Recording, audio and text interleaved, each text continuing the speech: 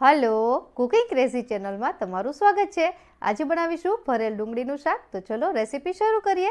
अने जो तमने रेसिपी पसंद आवे तो विडियो ने लाइक और चैनल ने सब्सक्राइब करवानुं न भूलता। और तमारो अभिप्राय कमेंट बॉक्स में जरूरथी जणावजो के तमने रेसिपी केवी लागे छे। चलो हवे रेसिपी शुरू करिए। सौ प्रथम आपणे शाकनो मसालो बनावीए तो एनी माटे मैं 15 થી 20 जेटली लसणनी कळीओ लीधी छे અને 2 तीखी मरची, અહીં મોળું મરચું પણ લઈ શકો। ત્યારબાદ 1 ઇંચ આદુના ટુકડાને સમારીને લીધો છે અને 1 ટેબલસ્પૂન જેટલા કાચા શીંગદાણા લીધા છે અને 1/4 કપ જેટલા મોળા ગાંઠિયા। તમે તીખા ગાંઠિયાનો યુઝ પણ કરી શકો। હવે આ બધી વસ્તુને ખાંડી લેવાની છે। તમે મિક્સર જારમાં પણ પીસી શકો છો, પણ કાઠિયાવાડી સ્ટાઇલથી જે ભરેલી ડુંગળીનું શાક બનાવે ત્યારે આવી રીતે ખાંડીને જ મસાલો બનાવવામાં આવતો હોય છે। હવે આ ખંડાઈને તૈયાર થઈ ગયું છે। તો આપણે અહીં શાકનો કલર સારો આવે એની માટે હવે આપણે 1/2 ટેબલસ્પૂન જેટલું લાલ કશ્મીરી મરચું વાપરીશું। આપણે ઓલરેડી તીખી મરચી લીધી છે એટલે આપણે અહીં કલર માટે લાલ કશ્મીરી મરચું વાપરીશું। તો જો તમે લાલ મરચું વાપરવાના હોય તો લીલા મરચાંની તીખાશ છે એ રીતે બેલેન્સ કરી લેવાની। तो તમે જોઈ શકો છો મસાલો ખંડાઈને તૈયાર થઈ ગયો છે। હવે આપણે આમાંથી ભરેલ ડુંગળીના શાકનો મસાલો બનાવીએ। તો મેં એક વાટકામાં કાઢી લીધું છે। હવે એમાં નાખીશું 1/2 ટેબલસ્પૂન જેટલું ધાણા જીરું, 1 ટીસ્પૂન જેટલું મીઠું, 1 ટીસ્પૂન જેટલી ખાંડ અને હવે આ મસાલો એકદમ અલગ બને એની માટે 1/2 ટીસ્પૂન જેટલા મેથીના કુરિયા। આ મેથીના કુરિયાથી આપણા ભરેલ ડુંગળીનું શાક છે એકદમ મસ્ત બનશે। અને 1 ટીસ્પૂન જેટલા લીંબુનો રસ।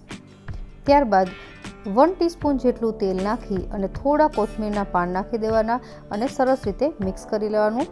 આમ તો ભરેલ ડુંગળીનો શાકનો મસાલો બનાવીએ એમાં હળદર અને ધાણા જીરું છે નથી નખાતા હોતા। આમ છતાં જો તમે ઈચ્છો તો હળદર નાખી શકો છો। મેં અહીં હળદરનો યુઝ નથી કર્યો। તો આ મસાલો તૈયાર થઈ ગયો છે। હવે ડુંગળી જોઈ લઈએ। તો મેં અહીં 7 થી 8 ડુંગળી લીધી છે આવી નાની નાની સાઇઝની। એને આપણે ઉપરની સાઈડ આડા અને ઊભા એમ કાપા કરી લેવાના છે। અહીં ડુંગળીના કાપા છે વધારે ઊંડા ન કરવા, નહીતર ડુંગળી તમારી આખી ખુલી જશે। તો હવે આવી રીતે હું બધી જ ડુંગળીમાં કાપા છે કરી લઈશ। હવે આપણે આ જે ડુંગળી છે એને આપણે ભરવાની છે। તો અહીં ડુંગળી ભરવા માટે આપણે જે રીતે ભરેલ રીંગણાનું શાક બનાવીએ એમાં અંદર રીંગણા ભરીએ એવી રીતે અહીં એવું કંઈ જ નથી કરવાનું। જસ્ટ ઉપર આવી રીતે થોડો મસાલો છે લગાવી લેવાનો છે અને ત્યારબાદ આપણે જે મસાલો વધશે એમાંથી વઘાર કરીને ભરેલ ડુંગળીનું શાક બનાવીશું। તો હું આવી રીતે બધી જ ડુંગળી છે ભરી લઈશ અને આ ડુંગળીનું શાક છે એમાં જ્યારે તમે મસાલો બનાવો થોડો વધારે જ બનાવવાનો, કારણ કે જે આપણે ગ્રેવી બનાવવાના છીએ એ ગ્રેવી આ જે વધેલો મસાલો છે એમાંથી જ બનશે। તો હવે આપણી પાસે બધી જ ડુંગળી ભરાઈને તૈયાર થઈ ગઈ છે। તો હવે બનાવીશું ભરેલ ડુંગળીનું શાક। તો અહીં કુકર છે ચાલુ કરીને ગેસની ફ્લેમ છે મીડિયમ કરી દેવાની અને 2 ટેબલસ્પૂન જેટલું તેલ લેવાનું। તમે તેલ વધારે પસંદ કરતા હોય તો વધારે નાખો તો ચાલે। અત્યારે 2 ટેબલસ્પૂન જેટલું લેશું।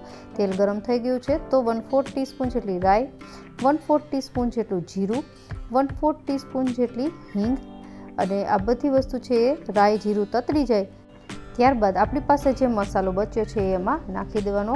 આમાં આપણે મેથીના કુરિયા યુઝ કર્યા છે, જે આપણે ગરમ તેલમાં જશે તો એની સુગંધ ખૂબ જ સરસ આવશે અને લસણની પેસ્ટ છે એ પણ જ્યારે ગરમ તેલમાં જાય છે તો એ સુગંધ ખૂબ જ સરસ આપે છે। તો તમે જોઈ શકો છો તેલમાં મેં સરસ રીતે મિક્સ કરી લીધું છે। હવે અહીં ટમેટાની પ્યુરી એડ કરવાની છે। મેં અહીં 3 ટમેટાની પ્યુરી બનાવી છે। અહીં મેં દેશી ટમેટાનો યુઝ કર્યો છે, તમે કોઈ પણ ટમેટા યુઝ કરી શકો। તો એને પણ આવી રીતે સરસ રીતે મિક્સ કરી લેવાનું છે અને 1 મિનિટ સુધી આવી રીતે ચલાવતા રહેવાનું છે, જેનાથી ટમેટાની જે કાચી સ્મેલ છે જતી રહે। હવે આપણે જે ડુંગળી ભરી હતી એને એડ કરી દઈશું આમાં અને તમે જોઈ શકો છો આપણે અહીં ક્યાંય પણ ડુંગળીને તળી નથી કે બાફી પણ નથી, સીધી જ આપણે ભરીને આમાં એડ કરી દીધી છે। તો એક વખત આ ગ્રેવી સાથે પહેલાં તો ડુંગળી છે એ સરસ રીતે મિક્સ થઈ જાય એવી રીતે ચલાવી લેવાનું છે અને હવે બધા મસાલા સરસ રીતે પાકી જાય એની માટે આપણે અડધો કપ જેટલું આમાં પાણી નાખીશું અને મિક્સ કરી લેશું, જેનાથી આપણી ગ્રેવીની કન્સિસ્ટન્સી છે એ પણ સરસ મળી જશે અને મસાલા પણ પાકી જશે। હવે આપણે અહીં બાફી કે તળી નથી ડુંગળીને, એટલા માટે કુકરનું ઢાંકણ બંધ કરી અને લો ફ્લેમ પર ફક્ત 1 જ સીટી કરવાની છે અને ત્યારબાદ એને નેચરલી કુકર ઠંડુ થાય ત્યારબાદ આપણે એને ખોલીશું, જેનાથી આપણી ડુંગળી છે એ સરસ રીતે પાકી જશે। તો જ્યારે ઓછી ક્વોન્ટિટીમાં શાક બનાવવું હોય ત્યારે આવી રીતે કુકરમાં શાક બનાવવાથી અને એને એકદમ લો ફ્લેમ પર એક સીટી કરી દેવાથી આપણું શાક મસ્ત બની જશે અને અહીં ડુંગળીને બાફવાની કે તળવાની જરૂર પણ નહીં પડે. તો મેં એક સીટી કરી લીધી છે. ગેસ બંધ કરી દઈશું અને કુકર ઠંડુ થાય ત્યારબાદ ચેક કરીશું. તો કુકર ઠંડુ થઈ ગયું છે. તો આપણે જોઈએ તો એકદમ કાઠિયાવાડી સ્ટાઇલનું આપણું ભરેલ ડુંગળીનું શાક તૈયાર છે. હવે આપણે એને સર્વ કરીએ. તમે કલર પણ જો એકદમ કાઠિયાવાડી શાકમાં હોય એવો જ આવ્યો છે અને હું તમને છરીની મદદથી દેખાડી દઉં. તો આવી રીતે ડુંગળીને ચેક કરી લેવાની. તો છરી અંદર તરત જતી રહે છે, એનો મતલબ કે આપણી ડુંગળી છે પાકી ગઈ છે અને તમે જો ક્યાંય પણ તૂટી પણ નથી. તો હવે આપણે એને સર્વ કરીએ. ભરેલ ડુંગળીનું શાક બનાવતી વખતે જો તમને પસંદ હોય તો તમે જ્યારે વઘાર કરો ત્યારે હાફ ટીસ્પૂન જેટલો ગરમ મસાલો નાખી દેવાનો. પણ મેં અહીં ક્યાંય પણ ખડા મસાલા કે ગરમ મસાલાનો ઉપયોગ નથી કર્યો, પણ એની જગ્યાએ મેં હાફ ટીસ્પૂન જેટલા મેથીના કુરિયા નાખ્યા છે, જેનાથી આખા શાકનો ટેસ્ટ છે એકદમ મસ્ત આવે છે. તો એક વખત આ રીતથી પણ શાક બનાવજો. તો છેલ્લે એને કોથમીરથી ગાર્નિશ કરી લઈએ અને આપણું આ કાઠિયાવાડી સ્ટાઇલ ઢાબામાં મળે એવું ભરેલ ડુંગળીનું શાક તૈયાર થઈ ગયું છે.